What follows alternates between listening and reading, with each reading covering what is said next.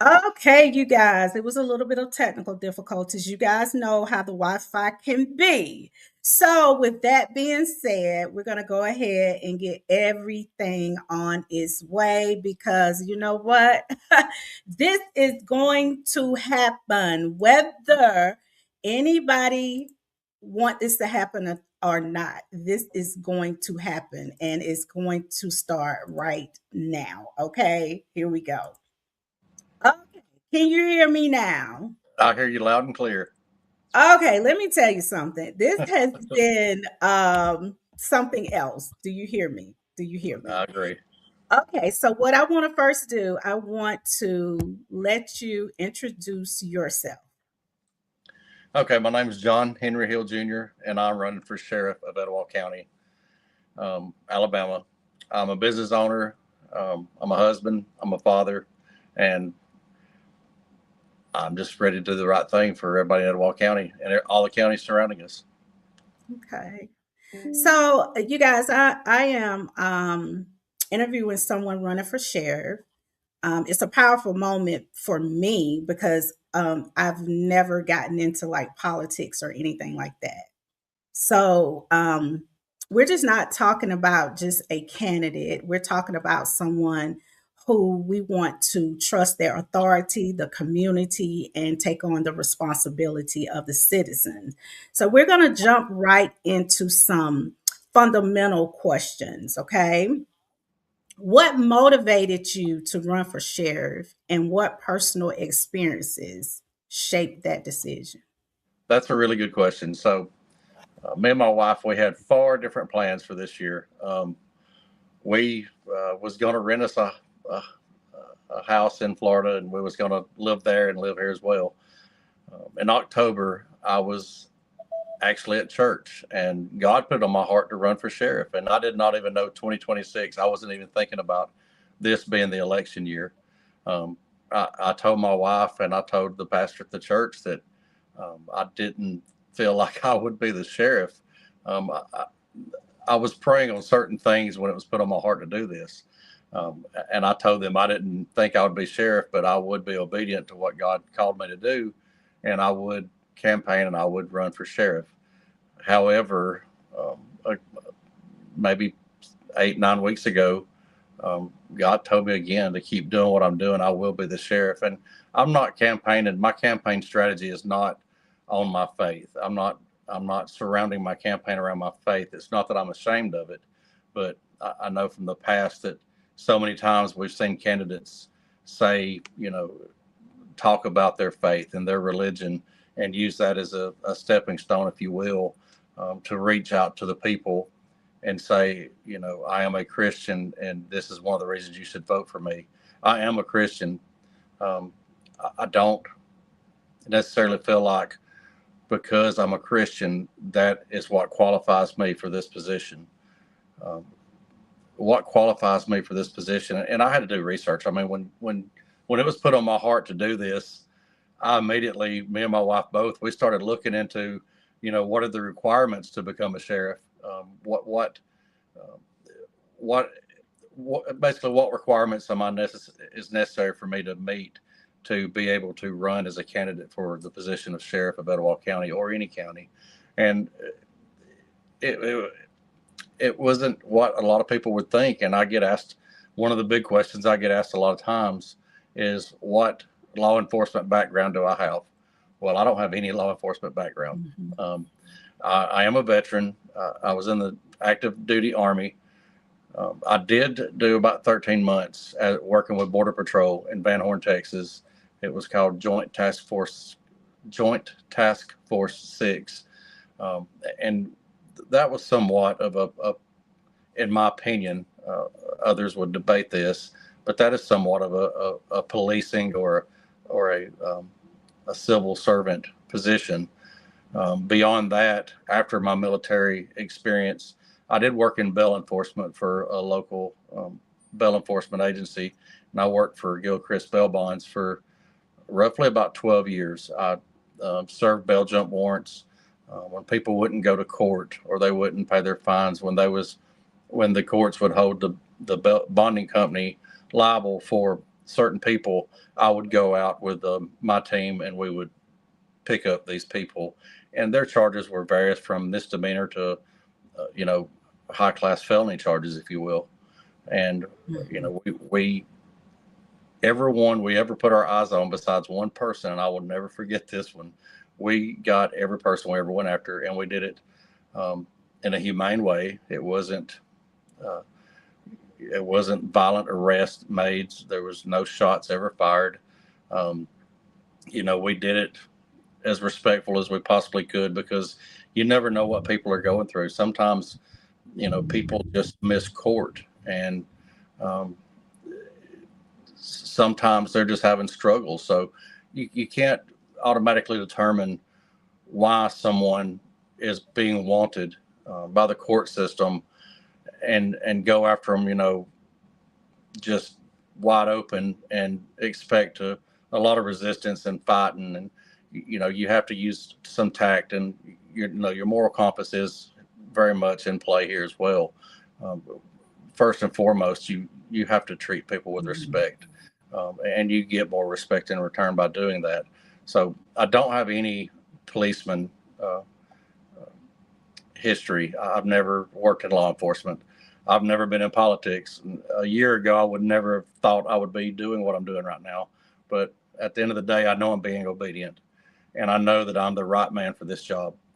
I've built a very good business with a team around me. I definitely couldn't do it by myself.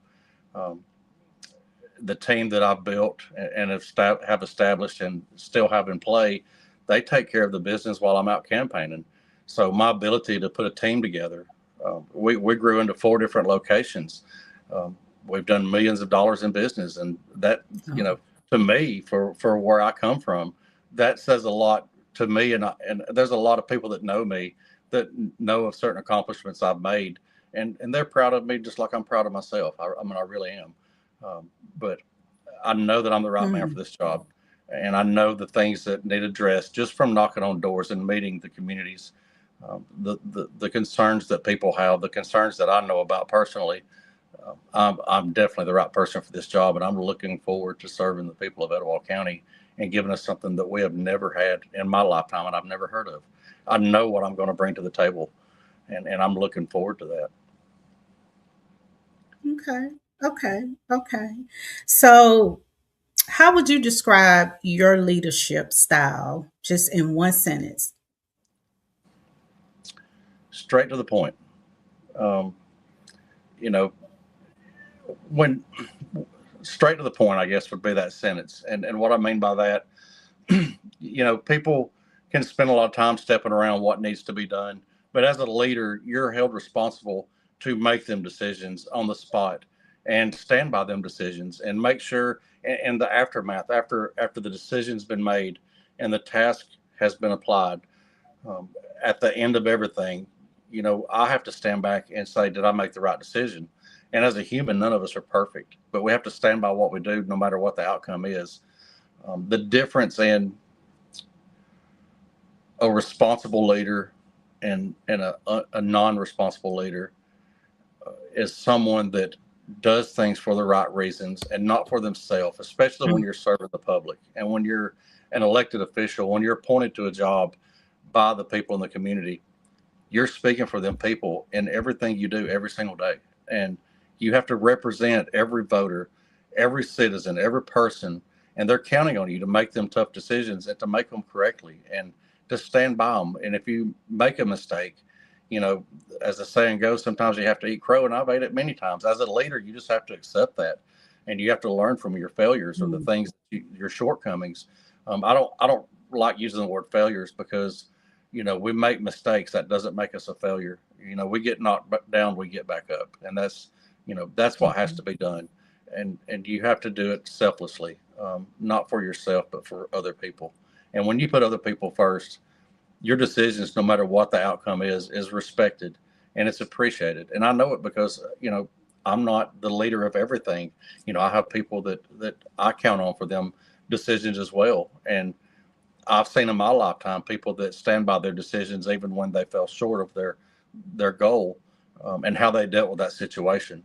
And was they transparent about what they could have done differently, and the fact that, I made this decision at a time that it had to be made, and this is the outcome. And hey, there's a lot of victories too when you have to make decisions. I mean, just today, it wasn't. I just got home from work less than an hour ago, and I made many decisions today, and luckily it was a good day. But you have to stand by what you do, and for good leadership, I think it has to be straight to the point. You can't dance around what you think needs to be done. You have to make a decision when a decision has to be made, and you have to count on the team that you've assembled to carry out, what you've said needed to be done. The task at hand, you have to Right. know that your team is capable of completing the task that you give them, and no one person can do it by themselves.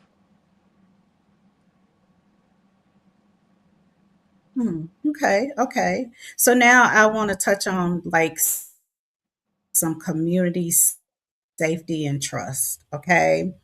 What does public safety mean to you beyond arrest and enforcement?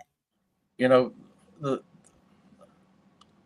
the best thing you can, it's one thing to receive a call for help, but being there before that call is made, being, that the community is aware that we're there to serve them in every aspect of service. I mean, it's not about getting out writing tickets and taking people to jail. It's about serving your community, and the outreach goes well beyond arresting people, in my opinion.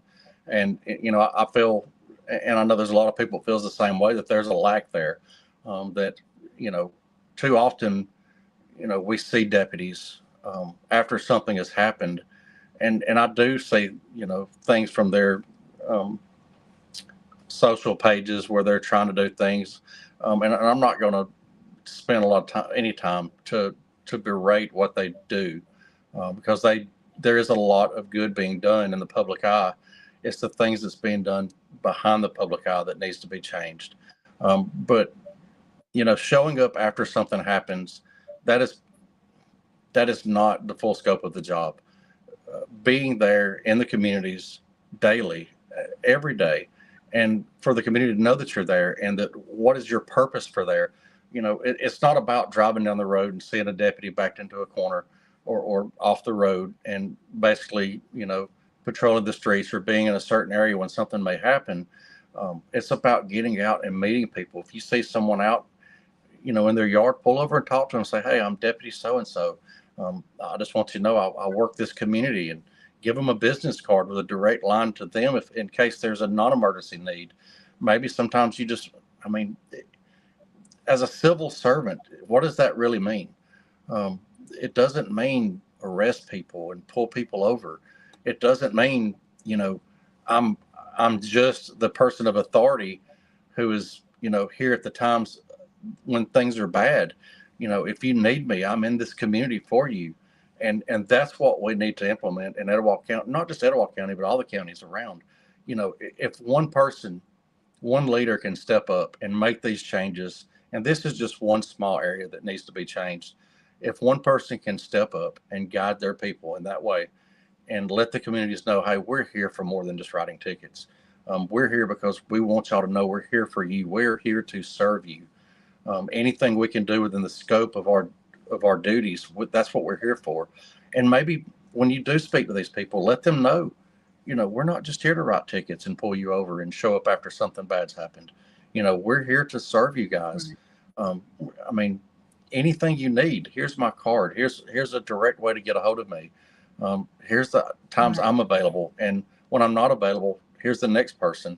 Or maybe go out to the community centers and have the deputies show up there. I don't know if that's ever happened. Go to the community centers when there's meetings, because there are, community members in higher places of the communities, that would love to meet these deputies and know, that, hey, I'm one on one. I'm the guy. I'm the deputy that's in your neighborhood, and anything I can do for you. What are we doing for, um, uh, community watch programs? Um, do you feel like your area Mhm. needs patrolled more? And not only that, but also understanding people's civil rights, because I know for the last few years there's been a lot of civil rights movements, and I truly believe that one of the things that's led me to where I am as well is my civil rights were broken not long ago, and they was, you know in a major way. I wasn't arrested. I was in a public place, and my civil rights were absolutely broken. I mean, they were stepped on. I'm not an activist, but I do understand why they do what they do. And I think teaching deputies and anyone in law enforcement, anyone period, have civil rights training where we're aware of what, there's so many that does not know what civil rights are. And if they do, are they actually working to preserve their rights? And Mm, that's just another part of the job, is to make sure your deputies are held to the highest of standards, to make sure that they're representing the people in every aspect that needs to be done, um, from safety and mm, security to patrolling the neighborhood to their civil rights. And that's just a few of the small places that I know I can help out a lot.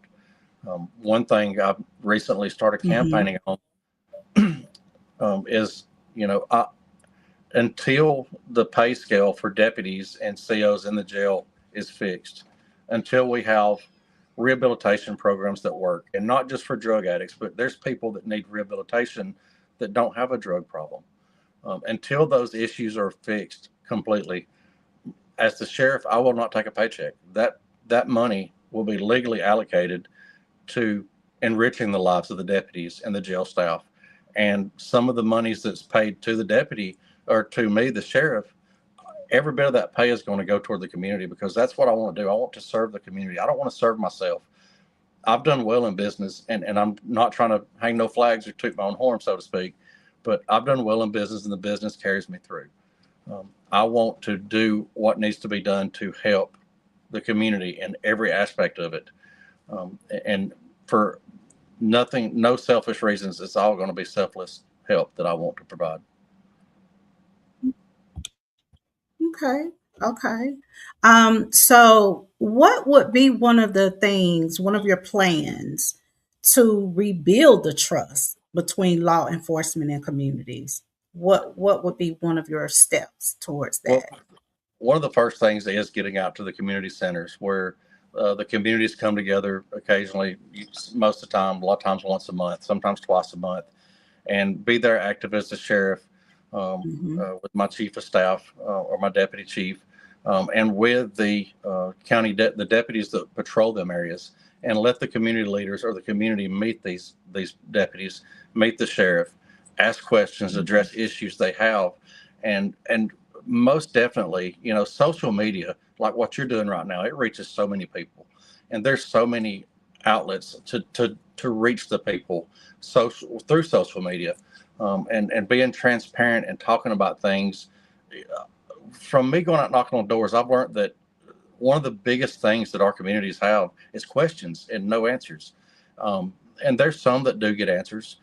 You know, I'm not trying to just beat down the current administration in every way. That's not my goal.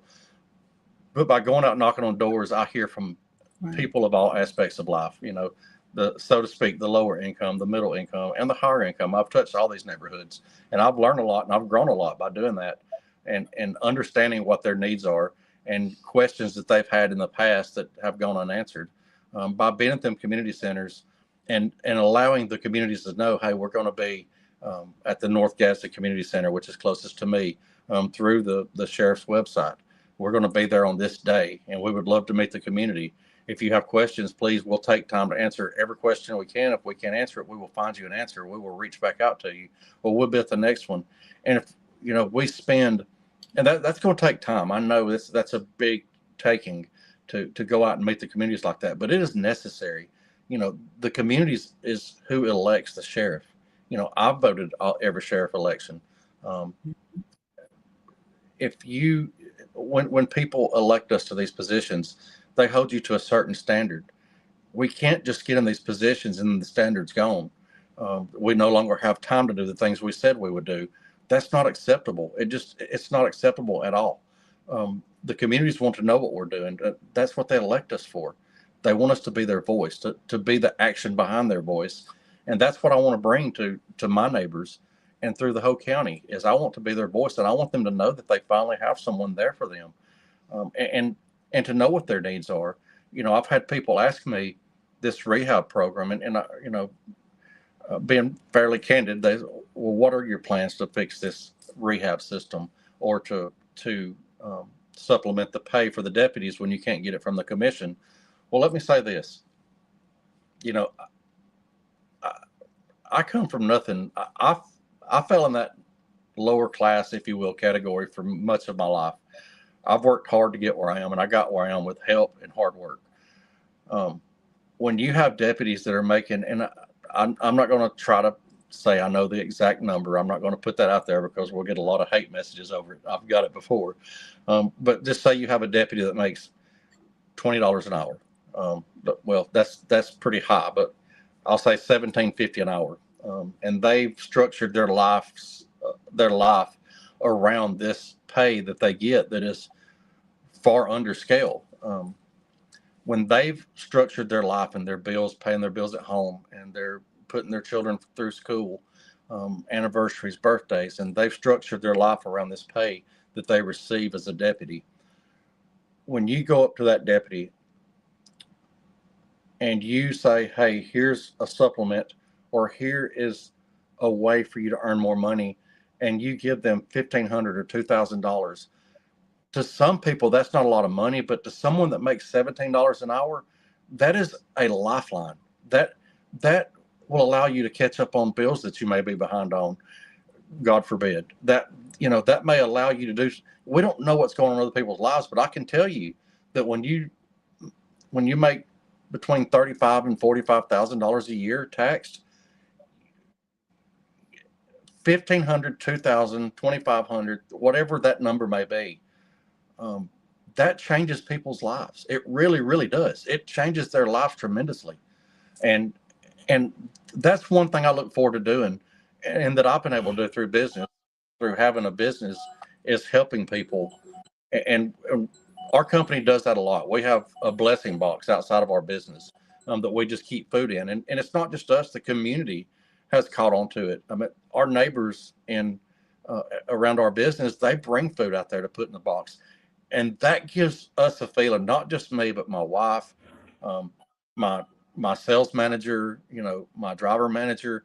We actually talk about these things and look at what we've done just by putting a box out there to put non-perishable food in. And now we have other people in the community bringing food up, saying, hey, can we put this in the blessing box? Absolutely, you can.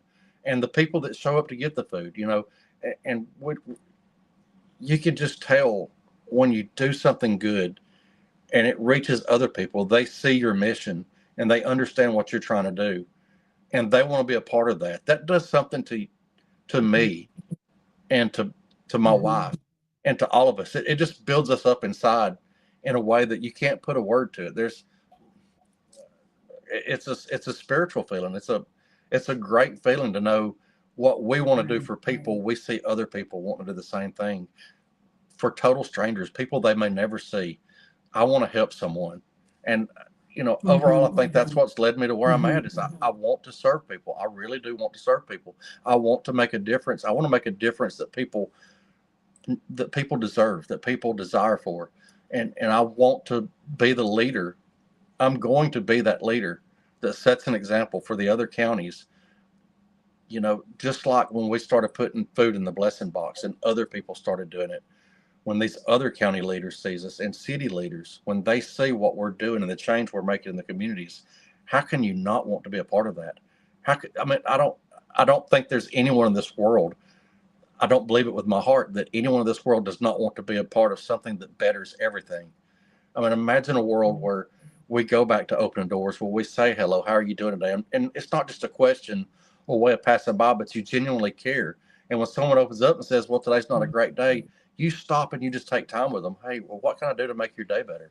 In my church, Life Church of Rainbow City, the outreaches they do, and that we haven't been able to participate in so much, but they talk about it, um, the things they're doing that makes a difference, and we see it and we hear about it. I want that in my life, and I want to spread that through other people. And when you have a leadership position such as the sheriff, and you can instill them values in other people that serves the communities, I don't see any possible way for failure there. That if you serve selflessly, not for yourself, but you serve for someone else, there's nothing bad can come of that. If you put your best intentions forward in everything you do, you don't have to always win. It's not always about winning and losing. As long as you're doing your best, Mhm. no one can ask for more. You just can't. Right. Okay. So, so what's your approach to transparency when incidents happen that really shakes up the public's confidence? That's a great question. One that a lot of people talk about is transparency. And this is just from me. This isn't implementing anyone or anything or anybody.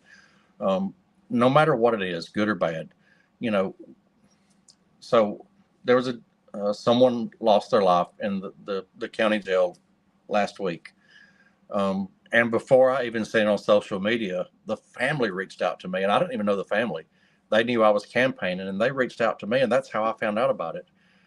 To this day, so when this happened, this person had been in jail since October of last year. Um, and I know that they say you can't get the drugs out of the jail, and no one's saying that they passed from drugs. It was drug related. I'm not saying that at all. But what the jail says about every instance is it was a medical issue. Pardon me being as candid as I am, but if I if I am arrested and I go into the jail, not me because it's not going to happen, but I'm putting this on myself and not someone else. I'm arrested, I'm in the jail, and I'm one of these people who are lost in their mind and they unalive themselves. The jail says it's a medical issue. If it's a drug overdose, they say it's a medical issue. If you pass away, that is a medical issue. That is not being transparent with what happened because the administration does not want to talk about the failures. Because for this to happen in the jail, unless it's natural causes, there's a failure in that system. And I can tell you that it's no secret. I have a very close family member that's been in the county jail for about 2 years. And before I even knew I was doing this, me and his mother, we have an outreach with other people who have family in the jail system. And a lot of it's been through people passing away in there. Um, a lot of drug overdoses. Um, they say you can't get the drugs out of the jail, but I'm telling you, you can get the drugs out of the jail. I don't buy the whole thing about you can't get all the drugs out of the jail. Because let me tell you something. This may have happened, but I haven't heard of it. I don't know if anyone else that has, but there's no guns in that jail. Um, there's no desktop computers in that jail that inmates, are contraband. You can 100% get the drugs out of the jail. Can you keep them from coming in? No, but if you have a secure facility and you're policing that facility the right way and you understand it is your responsibility, when I understand it is my responsibility as sheriff to have that jail safe and secure, and I take my job seriously, the jail will be safe and secure. You, I know from talking to people some of the ways that jails get in there. I know that some of it is, I forgot what they call it when the fishing, where they've knocked holes in the windows. I'm sorry, you can't knock holes in the windows. It takes time. You can't just walk up to them and poke a hole in it. When they're doing head count or they're checking the cells to make sure everyone's in there doing head count, why are they not checking the windows? Why are they not looking at light fixtures and checking the toilets that overflow and the sinks that, and I know inmates, a lot of time inmates stop them up for attention or whatever. And those are issues that need to be addressed, and they're not being addressed at all. Um, if someone's boring a hole in a window, which is a very thick piece of glass or a very thick material that allows sunlight in, I'm not going to say it's glass because of the way they burn the holes in it. Um, the staff should be able to see that if they're looking for these ways that drugs get in and contraband. If you have a small minuscule hole beginning, it's not going to be, that hole's not going to appear in a matter of 10 or 15 minutes. It takes time. If you're checking all these, securing the area, after the 60 days in program, um, the current sheriff said, we've added 300 cameras to the jail. What are the cameras looking at? How is so much bad being able to go on inside that jail that it's being missed. I mean,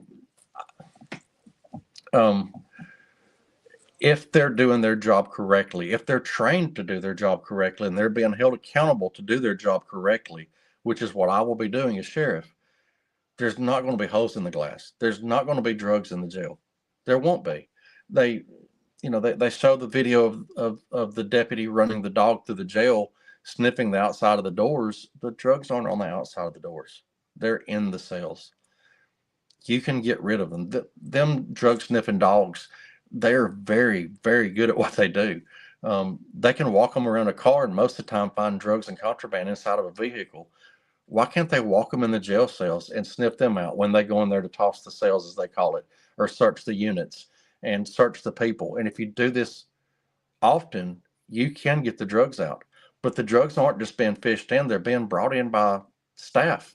And that's not my opinion, because late last year, we had two COs or jail staff that was arrested for drug trafficking, bringing in drugs to the jail and contraband. And the staff finally admitted, yes, they was doing that. How was they able to do that? And let me say this, one of these people was still, for the last few years, had charges on their record in Etowah County for drugs. How did they get the job? How did they get a job at the jail? Um, it, it, it's it just doesn't make sense. They're not being vetted properly. They're not being trained properly. They're not being held to a standard, in my opinion, that represents any sheriff. And as sheriff of Etowah County, I'll make sure those standards come back, and far more than that. Uh, the accountability, the transparency. If someone, through an investigation, which when someone passes in the jail, they're supposed to be investigated by an outside agency. um, that doesn't always happen. Sometimes it gets stopped before it can be investigated properly. And these are facts. Um, I can't speak on a whole lot right now for other reasons, but transparency means once we do our investigation, and this, to my knowledge, has never happened. Even family members who's lost family in there, they never get an explanation or a phone call um, from where it matters. Um, it's just a medical issue when someone passes. Transparency is, when we do it from the sheriff's desk or through social media sites. Well, why not just let people know what we're doing to make changes in the jail? Hey, this week we went through uh, the whole jail, and we recovered 7 cell phones and so and so drugs that wasn't supposed to be here. Hey, we've caught failures within our department, and it's public knowledge when someone gets arrested. If someone's caught bringing in contraband to that jail and they're a trusted jail staff, transparency is saying, hey, so and so got caught bringing cell phones into the jail, and now they're in the jail where they don't have a cell phone. That is transparency. Transparency Mm. is not just talking about the things you do that are progressive, but talking about the failures, because there is so many. And I'm not saying failures will complete. Well, I don't like that word. Um, Losses will occur, but you speak of the losses and you let people know what you're doing to correct your mistakes or where your shortcomings are. Um, Failure is getting knocked Right. down and refusing to get up, and I don't believe in failure. It just doesn't work for me. It's not an option. Okay. Okay. Okay. So, how do you personally handle criticism or conflict when you're in a leadership role? That's a good one. Thank you for that. um, so, let me say this. Like I said, I've never been in politics until now, and I've always been a heavily opinionated person. And one of my contributors, who I've known for my whole life, he's a business owner. Um, he told me, he said, "Don't change who you are," and I said, "I won't." Well, when I said I won't, he said, "You have," and I said, "What do you mean?" He said, "You've never been the type to let people talk lies about you or talk down to you, and you just didn't say nothing about it." And that's what I did for the first part of my campaign after I announced January 13th that I was running for sheriff. And that really resonated inside of me when he said that, because well, he contributed to my campaign because he knows me. He doesn't know a version of me that is a politician, so to speak. I'm not saying politicians are bad, not saying they're not. Um, that really resonated in my soul when he said, "You've already changed because you just let people run you over." And I'm not a violent person, I'm not a vengeful person. Um, I don't have to win everything I do. But when one thing I do have, I don't mind people wanting to talk to me about things that I have done in my life that might not be so glorious. And no one's perfect. But one thing I've always been dead set against is if somebody spreads lies or rumors about me or my family, especially my family. They attack my family. That's a different thing. And at 50 years old, it's gotten better organically. But I've usually voiced my opinion back, in a strong way, but not in a volatile way, so to speak. Not in a um, I don't curse people. I just don't believe in that. That's not who I am. Um, and I can thank God for that. But the personal attacks,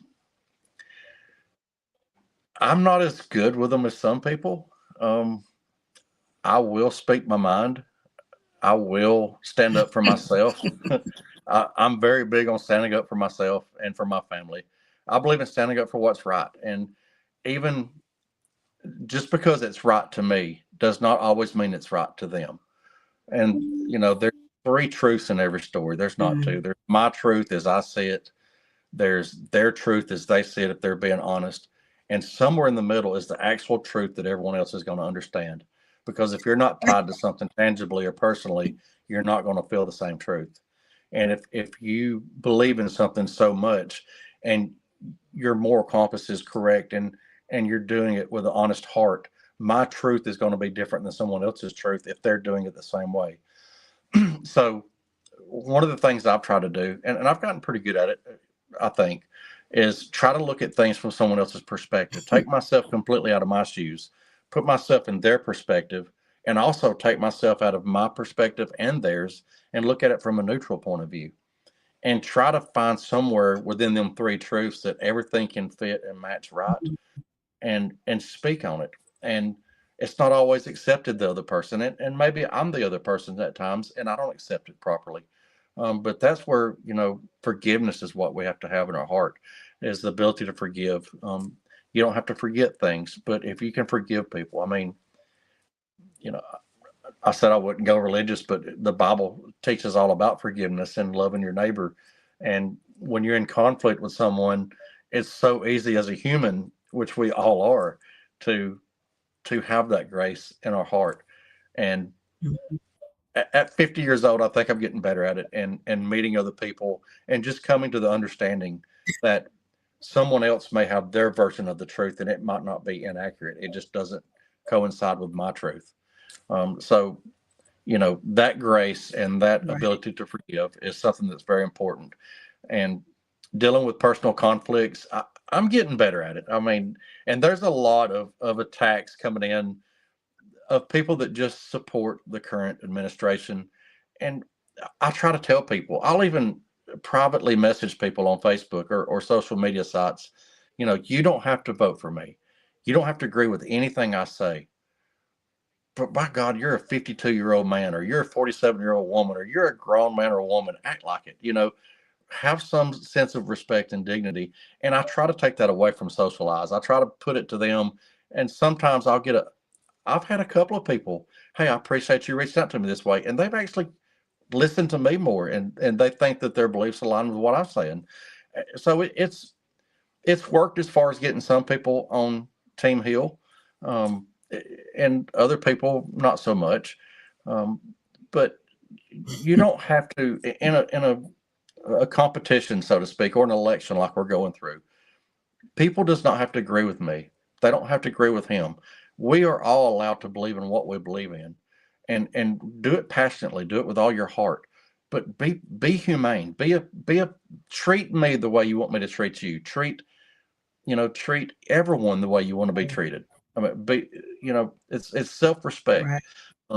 It's respect is earned, not given. But I give respect sometimes when it's not deserving, just to try to get that back.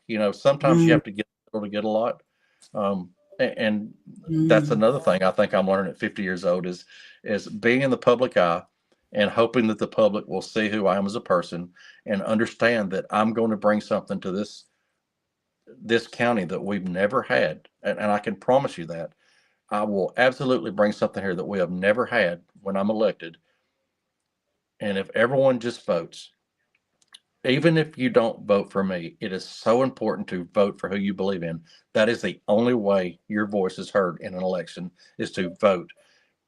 Just if you say I don't align with their beliefs, I don't align with your beliefs, I'm not going to vote.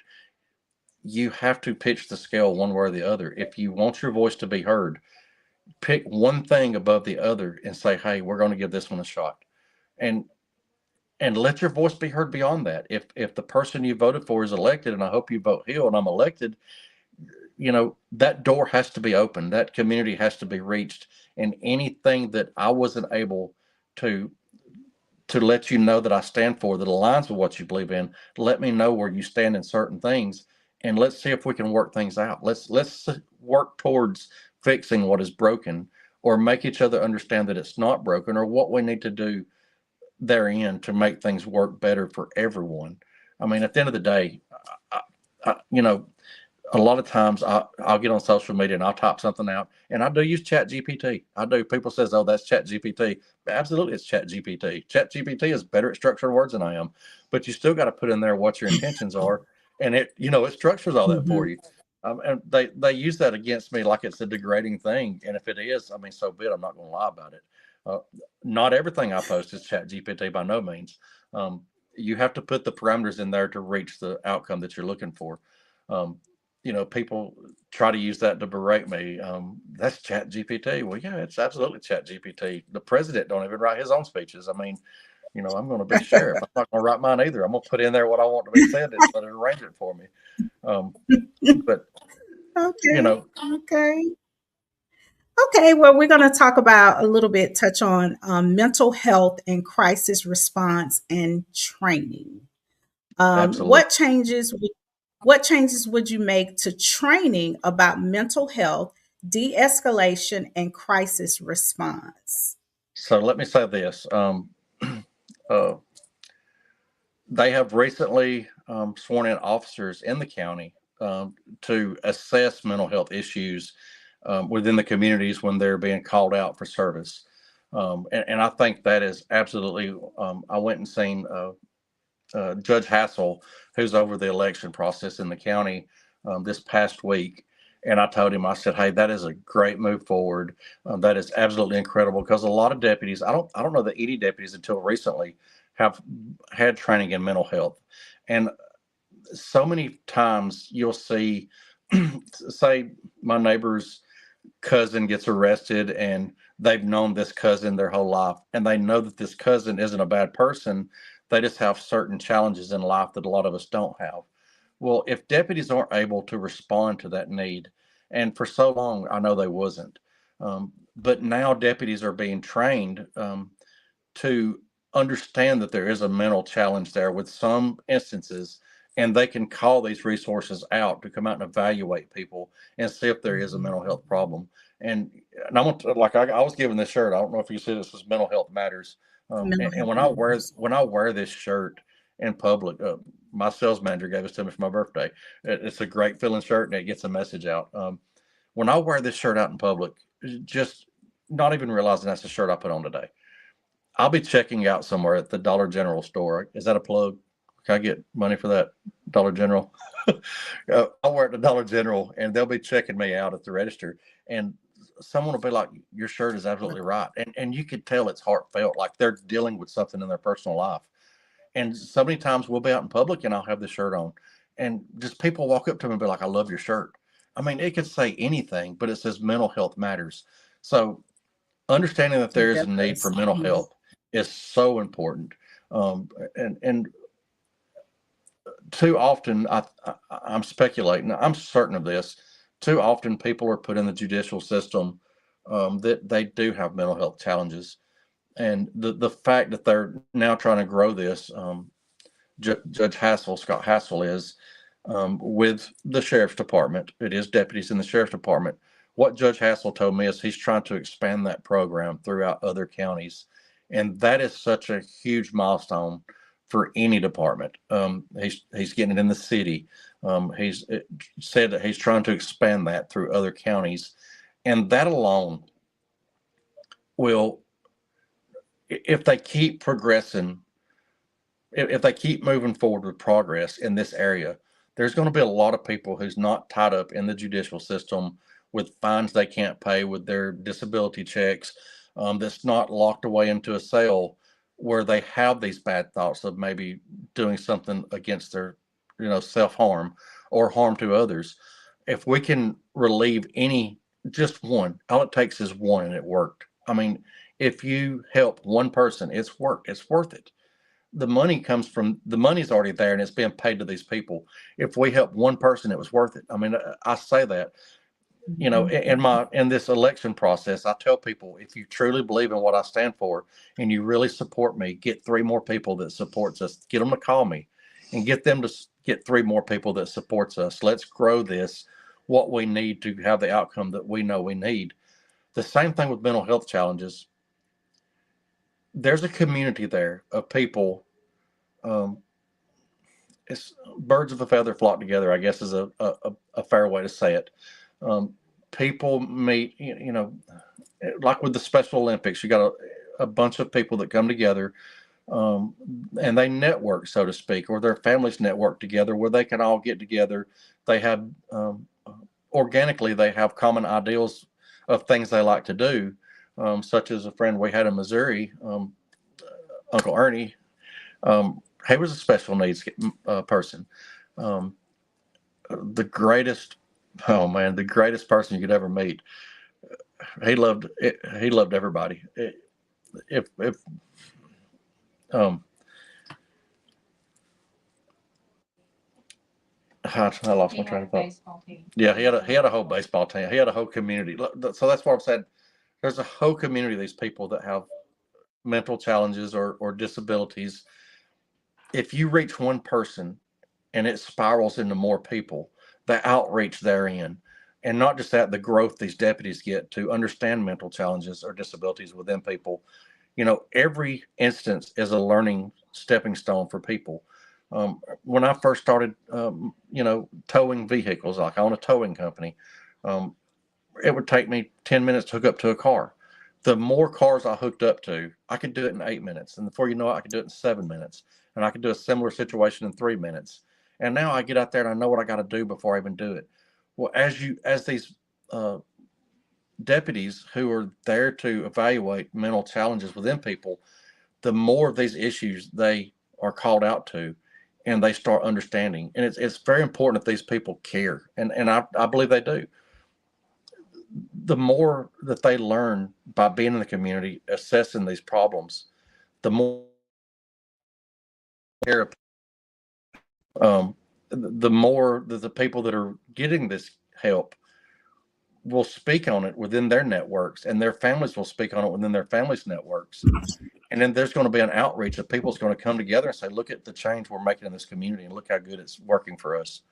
And I think that being able to address mental health issues at the root of the problem, um, if we think it's a civil matter or a reason for an arrest, and we can identify that no, this is a mental challenge within someone, and we can get them the help they need, and make them understand, that we care about you. We're doing this for you, not against you. It goes more than just saying, hey, we're going to take you over to the Mhm. hospital, drop you off, you're done. You've got to relate to people, especially people that need a little bit more than you and me. You've got to be able to relate to them. You've got to Right. care about people to make a difference. You have to care. I want people to understand that. You have to care about people to make a difference, period. That's all there is to that. You have to care about people to make a difference. Okay, so your screen just went out. I can hear you, but I can't see you. But if we Yeah. need to finish the interview like that, that's fine, as long as we can hear you. Let's see. Did I come back? No, sometimes you might have to go out, then come back in. Okay. Okay, I can see. Looks like there you go. There you go. Okay. There you Can go. you hear That's me? it. Can you hear me? Can you hear I me? can. Yes. Okay, so how do you plan to support officers' mental health and Um, prevent burnout? That's a very good question. So, and I have to relate a lot because, like I said, I've not been a policeman before or worked in a police force. I have been in the military, and I was an 88 Mach 10. I was a heavy wheel operator, truck driver. Being in the towing business, it's very easy to get what we call burnout because my drivers are on call 24/7. Um, Now we've implemented ways of them not getting burnout, so to speak, such as their pre-trip inspections they do on their truck. And I'm saying all this to address the question. Their inspections they do on their trucks that are required daily, at least twice a day, which is a pre-trip inspection and a post-trip inspection. At the end of the day, usually we do around 5 or 6 o'clock. Um, we've got that to where they can put it on their tow book platform as an app in their phone that they get their dispatches on. That way, they don't have to get up and come to work at a certain time because these guys get paid per the job. So everything they do is done through the app. And the reason I did that was to keep them from getting burnout on the job. Now they do take every other weekend off, and if they get so many hours in a week that is constant, I'll just take them off completely. And I'll even drive a truck. I drove a truck today. I did 2 big jobs today. Um, so one of the things is seeing where the problem is and being mindful of what's going on. You've got to, and I know there's a lot of deputies, 100 and something deputies, 150 deputies, something like that. You've got to be able to identify each and every one of them, and you've got to know these guys on a personal level and girls. When I say guys, I mean that in the full range of any deputy. Um, uh, I don't mean just males, I mean females as well. You've got to know them on a personal level and understand them Right. and listen to them and care about what's going on in their life and know that they have a life outside of work, which is what I have to do with my employees at Summit Towing. Um, so, and if they're not scheduled to have a time off, they know, hey, if you feel it coming on like you're just so tired, you don't want to push yourself no more, you call me.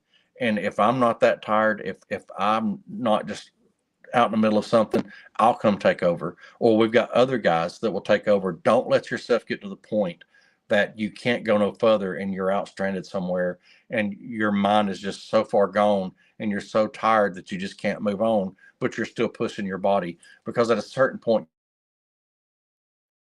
you see me. Okay, you just flashed. Am I still on there? Yeah. Um, Yeah, so you're with the on here, deputies, but I can't see they do a you. lot of more rigorous out in the field work, and they may be in a deputy involved situation. Let me see how did I do that a while ago. Oh, It's hold on, anything just dealing with completely the back. internet. He went out. So give us a second, you guys. He went out. So hold on.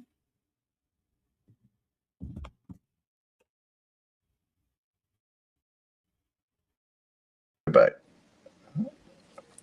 Can you hear me now? Okay, you're Okay. you're back. You're back Um, on. You're back all on. right. Okay. So, Okay. and Okay. Okay. So, can you hear me? I can. Can you hear me? Okay. Okay. Yes. So, so we're gonna I'm gonna ask you a couple questions about community and collaborations. Okay.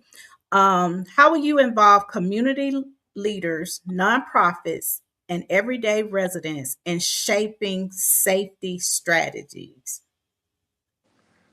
Okay. Involving community leaders and communities as well and shaping safety strategies.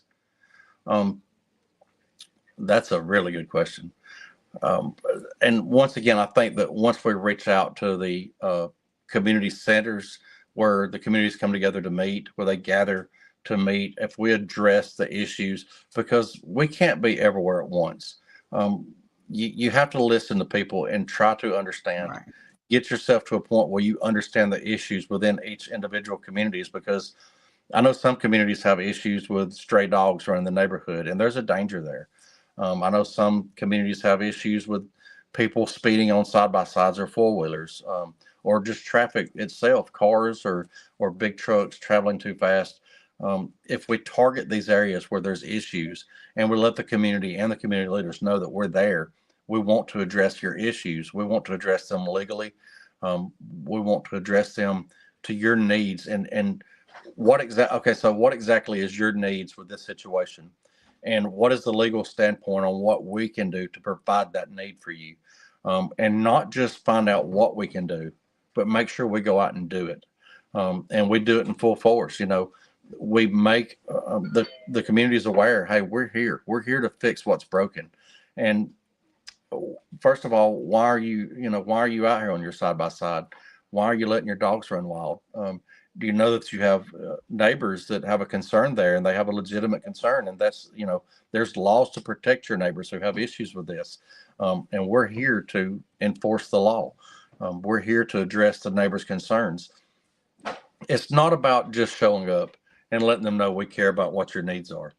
It's about showing up, caring about their needs, and addressing their issues. And then after we've addressed their issues, having some kind of maintenance there to where we maintain a level of order and law that's supposed to be upheld, and letting the communities know in full force. Maybe revisit the community center or through the social sites. Let them know, hey, this is the concerns that we got from this neighborhood, or this is what we did to address the concerns. And these are the people that I want you to identify with who brought these concerns to our to to let us know, to make us aware that these are your concerns.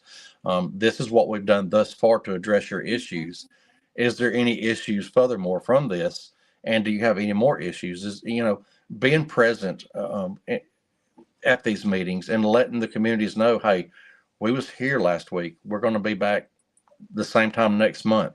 And I know that's a big job because there's a lot of, there's a lot of neighborhoods in the county. But when you care about your job, these are the things you do. When you care about the communities that you're serving and you want the people that elected you to this position, that you want to represent them in every way, which is what they ask you to do when they put your name on that vote, on that ballot. This is what we're doing. Um, you have to be present. You have to be aware. You have to listen. Mhm. A lot of times you have to just, and I'm learning this myself. You just got to close your mouth and open your ears and listen to what people say and ask them, what can I do to fix this for you? And then Yes, find out yes. what the legal standpoint is therein. And then uphold the law and represent the communities who elected you to represent the communities, and put your force out there and let them know, hey, we're here. This is what we're here to do. But you're not doing nothing wrong, but I want you to know we're here. And if you have issues or you have any needs, here's my number. Here's how you get a hold of me. Or I'll be, another thing I want to do is maybe set up outposts within the schools. Like we have SROs in the schools right now. And from my understanding, there's an SRO in every school. Um, why can't we have an outpost for the deputies at schools? It will provide a level of security for the schools after hours. It'll also allow the deputies to have a place that they can be stationed up for quick response times when there's a call of need for an emergency situation, that they're not coming all the way from the other side of town.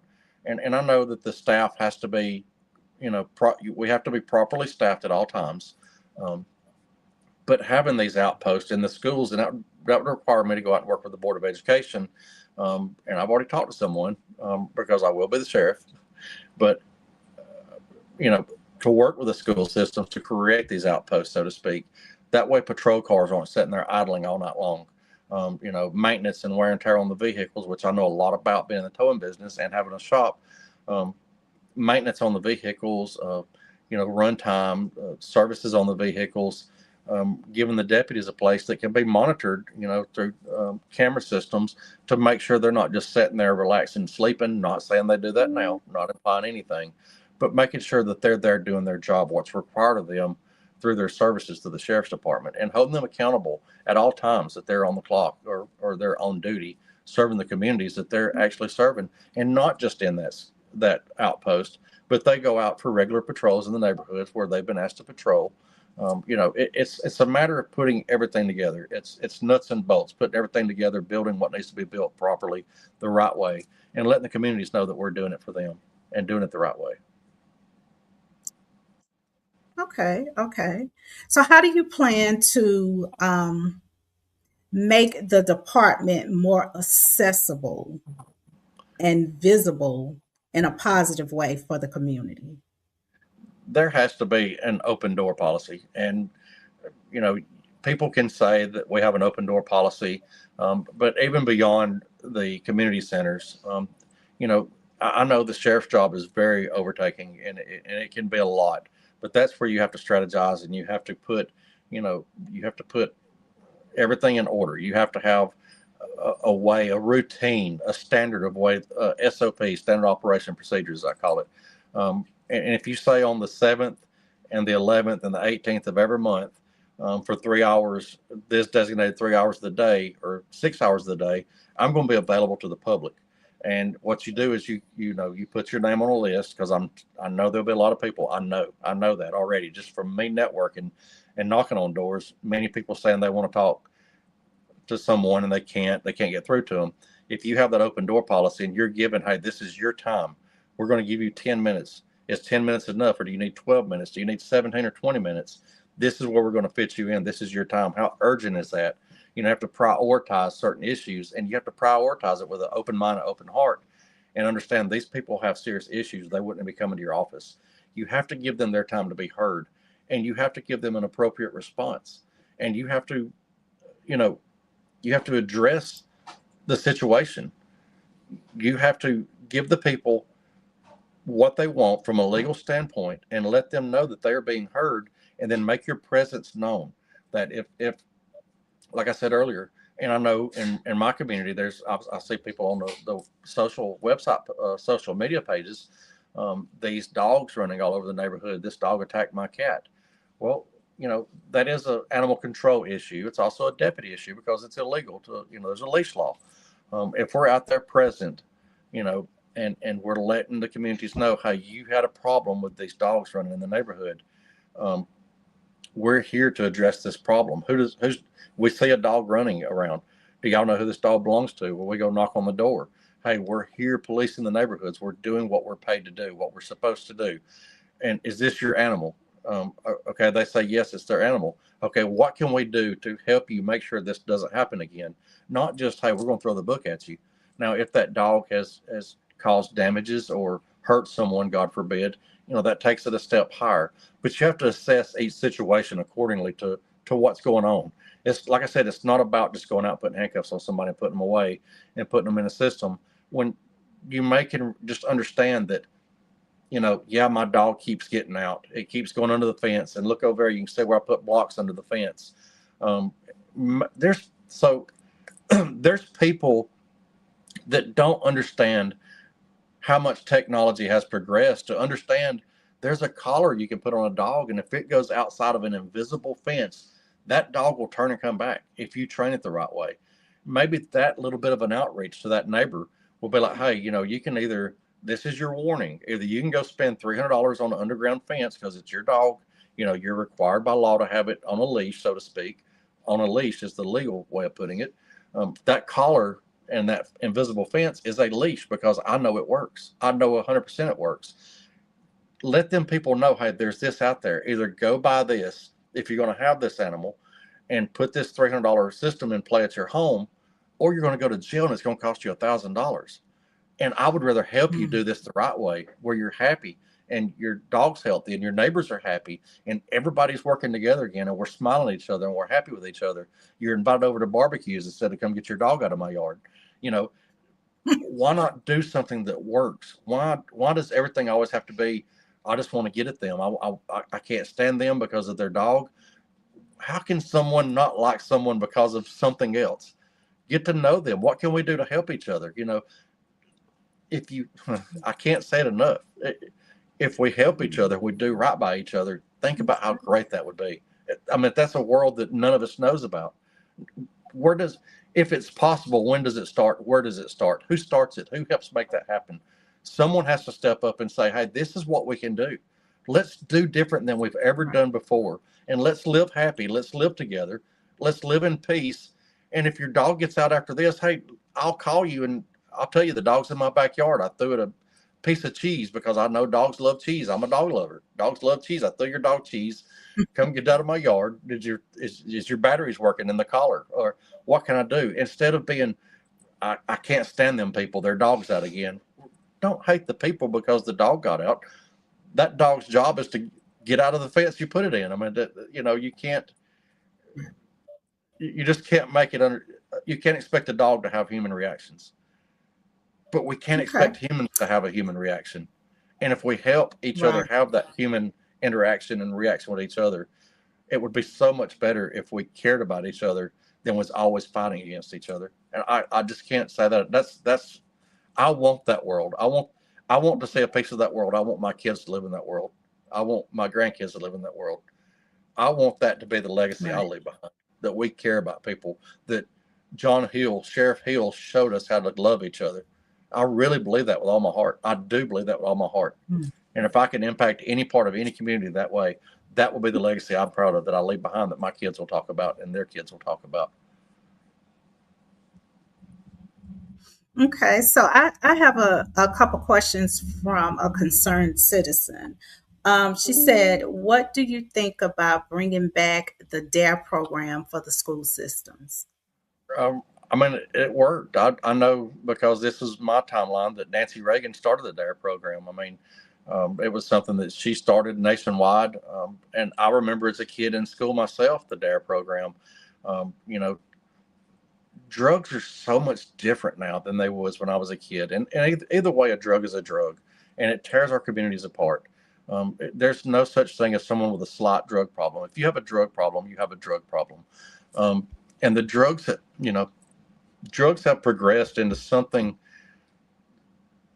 and I'm not trying to say that it was better back 20, 30 years ago because it wasn't. But the drugs that are out there now, um, they can kill you just getting around them, like being in the same area that they're in with fentanyl. I know that's one of the very bad ones that I've seen on the internet. Um, People being exposed to fentanyl and just literally falling out and needing life support, life saving measures applied to them. The DARE program teaching not just kids but our community how important it is to just say no. Um, and let me say this: this is one of the things that I've addressed before on the rehab situation about it not rehab not just being for drug addicts. A lot of people, or some people, and I've seen this out campaigning, knocking on doors. They don't know anything but a certain type of lifestyle. Like they don't think there's anything better for them. There's no way of them getting to a point in life that maybe you and I live in, or you and some of our viewers live in, or you and my neighbors live in, that they, as far as they've always known, it's just a less than desirable lifestyle. And there's no outlet for them to progress in life. I come from nothing. I literally come from nothing. And I can't say I'm self made because I'm where I'm at because of the team I've assembled around me.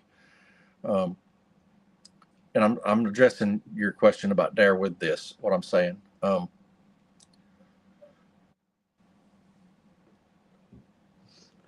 The, the the color code system they have now, it's not a rehabilitation system. It's a money grab. And that is not just my opinion.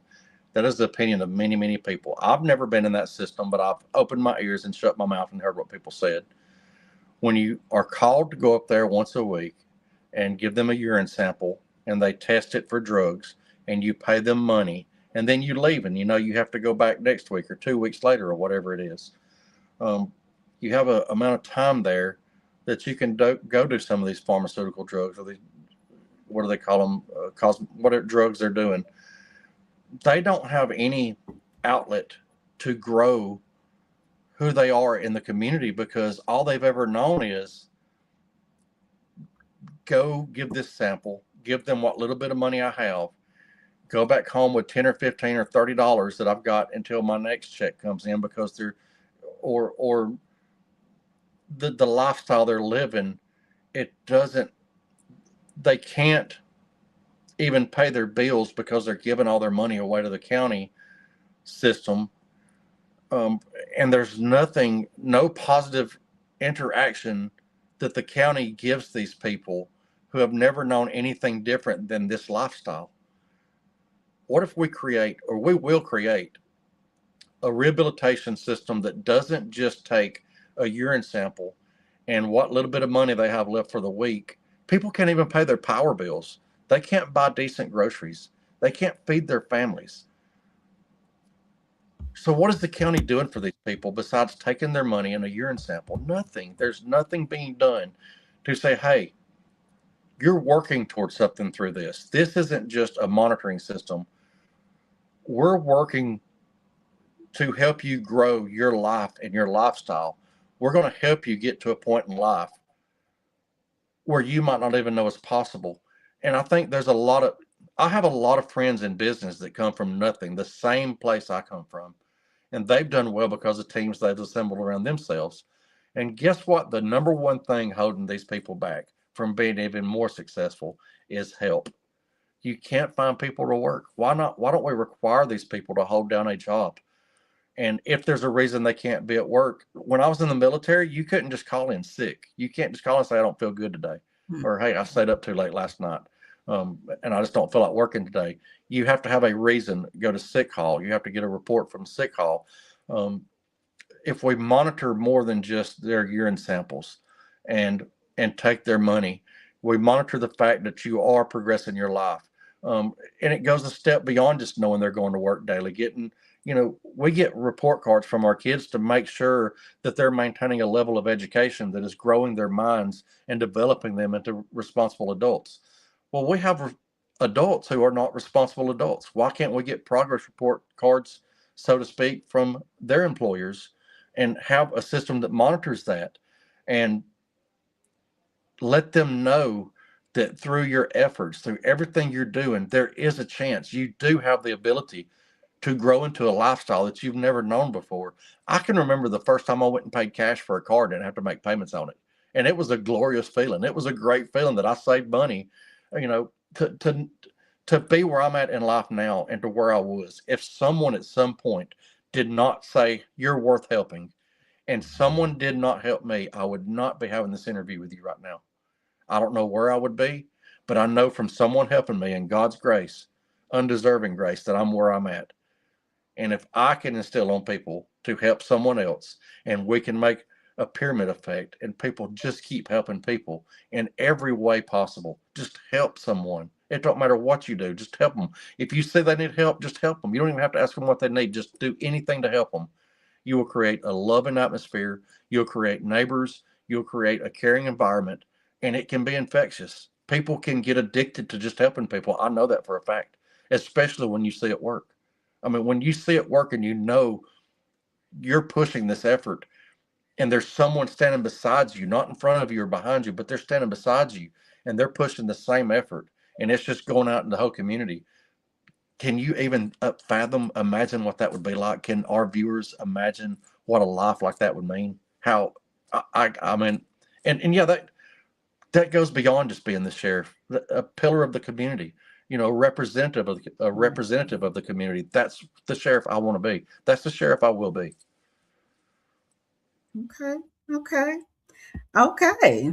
So we're getting ready to wrap it up. I have maybe two more questions for you. And what's one promise you're making to this community that you're prepared to be held accountable for? One promise is until deputies are paid and jail staff are paid cost of living or better across the board, every one of them, and until we have a rehabilitation system that works, not a urine monitoring system and a money grab system, a rehabilitation system that works not just for drug addicts, but for people that live less desirable lifestyles that actually want more and they are out there. There's just nobody throwing them a lifeline. Until the deputies and the jail staff's paid properly, until we have a rehab system that works, John Hill will not take any of that money from any part of anything. His business will continue to pay him. The discretionary fund to the sheriff, the jail fund, and the sheriff's salary will not go in John Hill's pocket. If I've got to give money as long as it's legal and transparent, accountable in every way by an outside source, not just me. If it takes the full 4 years, if I'm elected 8 years, if I'm elected, right now where I'm at today, I believe in term limits. In my heart, I do. Now, after I serve 8 years or 2 terms, if I've created such greatness and people want me back in there, I may have a change of heart. But if it takes both terms that I'm willing to serve, 8 years, and I don't get a single bit of money from that job, I'm fine with that. I will continue to give the money to the places it needs to be as long as I'm seeing growth. But I will not take money, period, until the whole community says, yeah, you've done exactly what you said you would do. That is one promise. I'm not doing this for the money. I'm doing this because I believe in something bigger than me. And I truly believe, because of all that we had planned for ourselves this year, selfishly, that the selfless moves I'm making now, it's not, I don't want to say it's for me. It's going to do something for me that money can't buy. And I won't fail at it. There's no failure. There's no chance of failure in this. I will not take a single dime for that job. I won't. And that's a promise, and I will be held to that. I'm not doing this for the money. I make more than the sheriff does anyway. Well, as we know, it takes a strong woman to be behind you 100%. And my hat goes off to her, your She's beside me wife. right now. Um, and is there anything else that you want to mention before we close everything up that I didn't ask you? Anything you think of? What? Anything else I want to mention that we haven't talked about? She's not just my wife and my better half. She's my campaign manager. We talk about everything. So, um, I, yeah, I think I know as soon as we end this conversation, I'll be like, I should have said this. I should have talked about that. At this current moment, let All me the say time. this. I will say this. From day one of me being sworn in, we will see changes within this county, um, in the neighborhoods, in the jail, that we've never seen in Etowah County, and probably any county ever. The fact I've never been in a policeman, or a deputy, or worked in any police force, um, means I don't have anybody saying he arrested me for a bad reason. And I know there's people that are falsely accused of that. There's nobody that owes me anything in politics. And guess what? I don't owe anyone anything in politics. If I see corruption on any level or learn of it, I will immediately hold, I don't care who it is, responsible, because that is the job I'm being elected to do. Um, I can't be bought and sold. I'm not for sale. There's nothing they can offer me to keep my mouth shut. Um, I will fix everything that I possibly can in our system, throughout the whole system. Um, I will be 100% transparent. I will get rid of drugs in that jail. I will hold deputies and jail staff accountable. Um, there will be no mistakes made that we can just discuss as a community. If I have broken the law, and be forgiven for it. There's When you're held to that standard, you have to hold yourself to that standard. The same laws apply to the sheriff, to the deputies, to the jail staff, that applies to the Burger King hamburger flipper, that applies to the postal workers, and that applies to the teachers. The law is the law, no matter who you are. People should be held accountable in every way, just like anyone else. No one is better than the other. No one is above the law. Not anyone. That's why laws are made. When laws are broken, you have to deal with the consequences for your actions. It's not the sheriff's job to say what the consequences are. There's a judge and there's a God Almighty that makes them decisions. Luckily, that's not the sheriff's job. But it is my job to uphold the law, have full accountability, transparency, and I will bring it to the communities on a level that we have never ever seen from day one.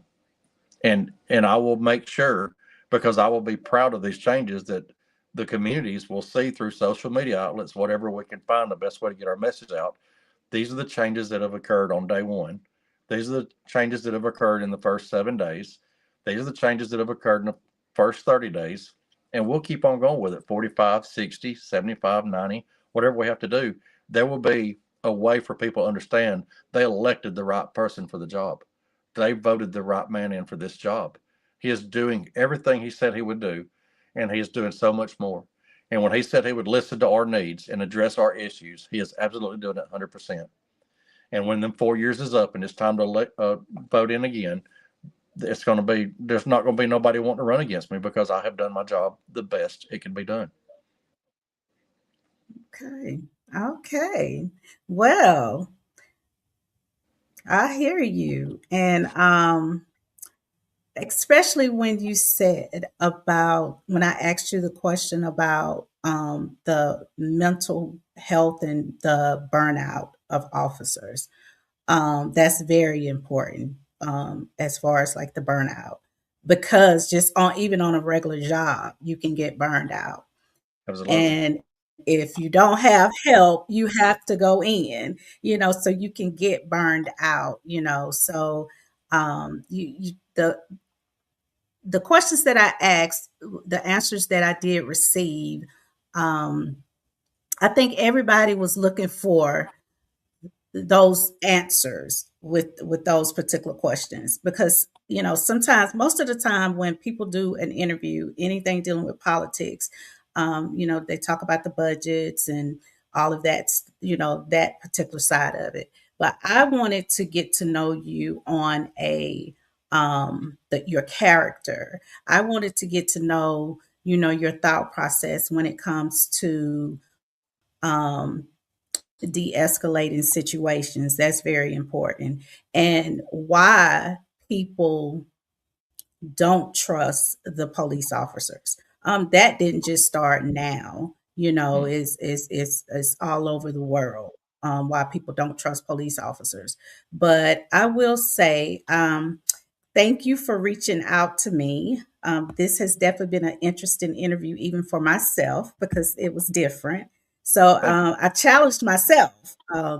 But thank you so much for sitting down with me and giving It this was my community pleasure. a clearer look at the person behind the title that you're seeking. These conversations matter because leadership impacts real people, real families, and real futures.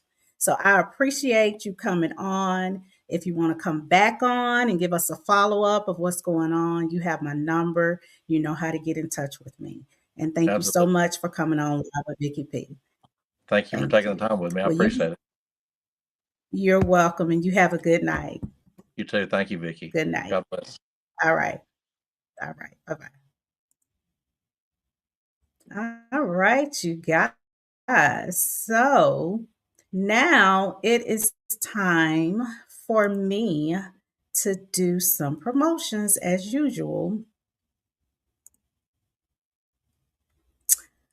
Is your business funding ready? Come out and discuss grants and other business funding options. Influence Her, April the 25th at Oxford, Alabama from 1 p.m. to 3 p.m. This is a free event with light refreshments in Oxford, Alabama. You do not want to miss this free business funding and networking event for entrepreneurs, business owners, and visionaries who are ready to grow.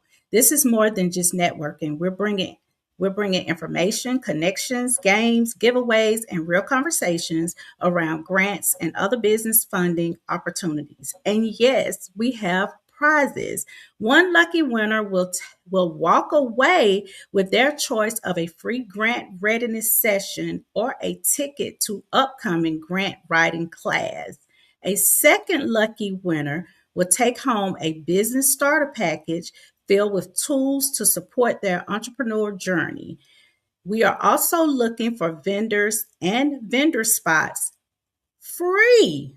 You guys, vendor spots are free. In 2026, Marquita Rucker is walking through every open door. If you are too, she will be in Oxford, Alabama on April the 25th from 1 p.m. to 3 p.m. And if you would like to register, you can go to form.jotform.com. And this is Marquita Rucker, or you can go to her social media page, influence her, or Marquita Rucker, and you can inbox her.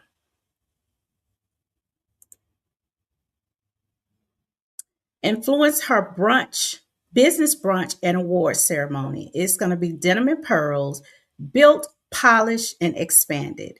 That is also going to be June 27th from 1 p.m. to 3 p.m. at the Oxford Civic Center in Oxford, Alabama. And you can register at jotform.com/form.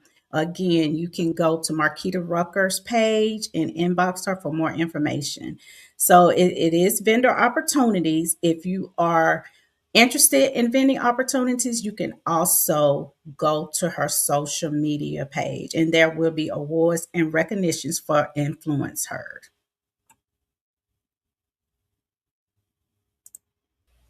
JCGT Entertainment, aka Joker's Comedy on the Move, Mother's Day Extravaganza, Saturday, May the 9th. Pastor Derek the Changeman Smith, T.R. Thompson, G Breeze, hosted by comedian Superdad Jones at the VFW Post 2872, 835 Sunset Drive, Athens, Georgia.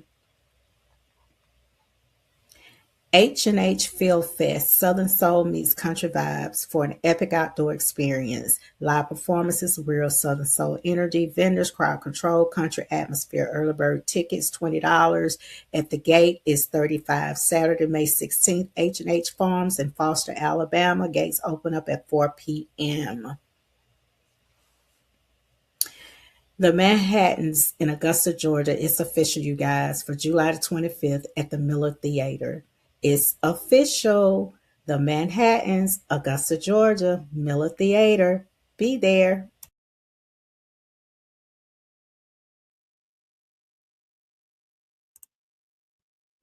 Okay, you guys. Well, as you know, like I said, this was a different type of interview. You saw the more serious side of Vicky P. This is the more, serious side.